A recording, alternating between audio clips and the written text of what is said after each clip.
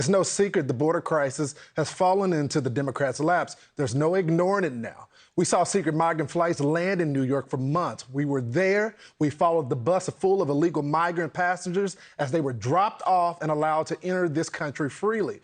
But it was only when another busload arrived on Eric Adams' doorstep that he called for the Biden administration to intervene.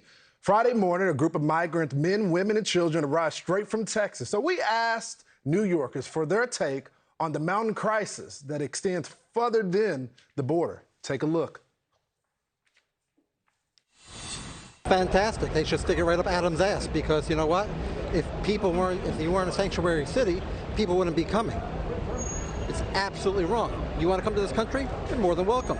Check in at the gate. I just, to be honest with you, I just don't know what to say about that. I think that it's just too much. It's too much on the on the American people. I like for anybody to come here, but you come here illegal. I don't hate people because they come in here illegal. Don't get me wrong now, but I think people should come legal, go through the process like everybody else. Are they being screened to make sure they're not criminals? Straight from a prison to New York? That's the only thing I will worry about. About immigrants, we all immigrants. How old are they? Were they families? Were they single people? I mean, there's so many different, varying factors. So, I hope they're being taken care of. We can't continue to just let people flood across the border. It's not safe. We, as the people, can't deal with it on our own. That's the federal and the government. That's their problem. They're supposed to be able to have a solution for things that come up like this. The state of Texas can't do this alone. It wouldn't be happening with a different president, of course, a different administration, and it shouldn't be happening at all, but it should go back. They should put them all at the White House, out front of the White House. The border is a federal responsibility. To think otherwise is foolish. Who is responsible for it?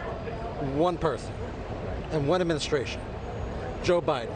Yeah, Joe Biden should get up his ass and do something about it. Now, to be clear, that's not Texas. That's New York.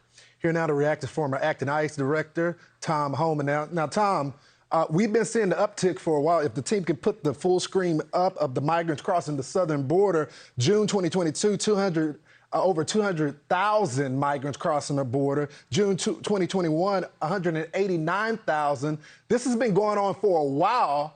Now New Yorkers want to speak out? Well, look, Mayor Adams it's just ridiculous because already New York City ranks #3 in the country for illegal alien population behind LA and Chicago. So they already have their illegal alien issue there. But like the one person said, he was right on the money. It's a sanctuary city, right? So illegal aliens are going there anyway. The sanctuary cities is a magnet that causes people to come to this country. They can go to New York City, they can get a driver's license, they can get a job. If they have an immigration proceeding, they use taxpayer money in New York City to help defend them in immigration proceedings. If they get arrested for a crime, they won't be turned over to ICE or released back in the community to reoffend.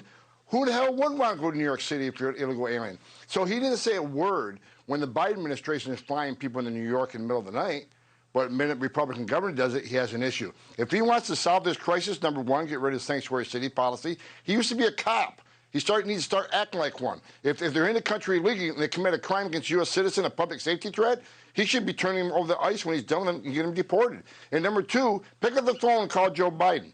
Tell him to brush off the Trump policies and secure the border and protect this country. That's what he's going to be doing. You know, Tom, they are offering the Border Patrol $10,000 to join the force after demonizing them.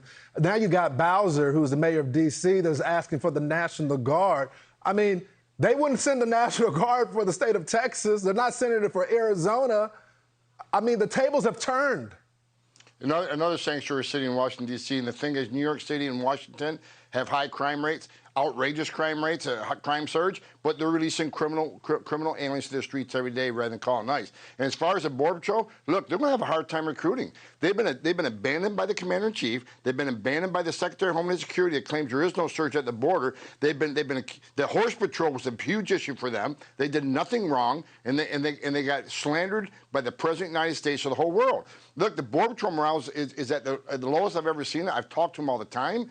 They're not allowed to do their job. They can't uphold the oath they took. They're not enforcing the law. They're travel agents. They process people and drive them to a bus station or drive them to the airport. They give them the taxpayer-funded airline ticket to send them to their final destination.